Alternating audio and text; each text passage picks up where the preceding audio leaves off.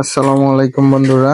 এই যে দেখতে পাচ্ছেন যে ময়ের ভিতরে যে তারটা দিয়ে রাখছি, তাহলে বের লাগার কোনো মানে থাকে না।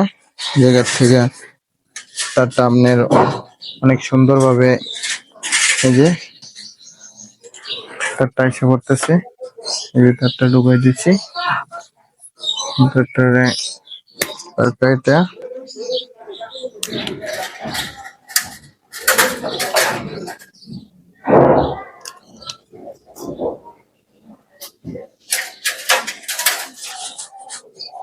আবার অন্য একটা ঢুকে দেবো। এই জায়গায় বেডটা লাগে না, এরকম ভাবে তারটা ময়ের মধ্যে রাখলে,